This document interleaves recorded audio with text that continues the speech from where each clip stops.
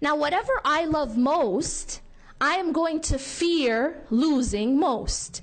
And then I'm going to hope in it most. So everything really kind of stems from love. Now, what if the thing that I love most is money? What if? If the thing that owns my heart, meaning now money has entered into my heart and taken over. So now my greatest love is for money and for status and, for wealth. Then what happens is, I no longer own my money owns me.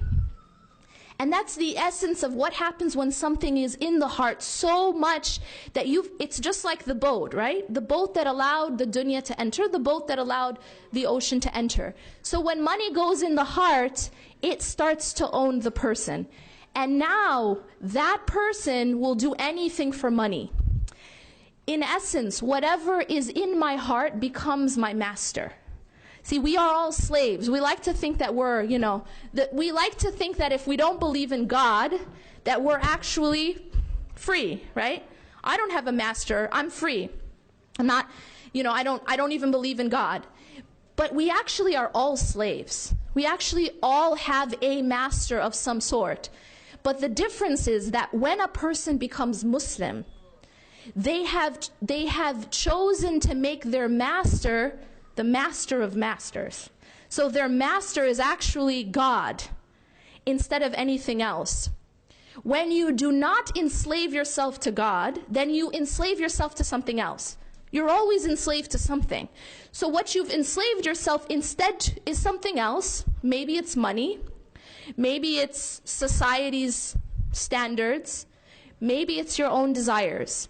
But you are a slave. The question is, what's your master? That's the only question you have to ask. And this is the message that the Prophet ﷺ is telling us in the hadith.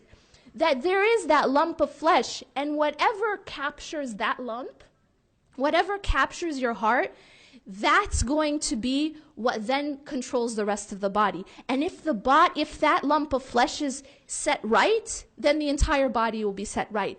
If in your heart the thing that you love most is God, then whatever God says, then you say, we hear and we obey. Sami'na wa ata'na. That's the essence of submission, that we don't submit to these other things. We can love other things. We can love to be fashionable. We can love to have money. We can love people in our lives, but we do not submit to those things. We do not become slaves to anything other than God.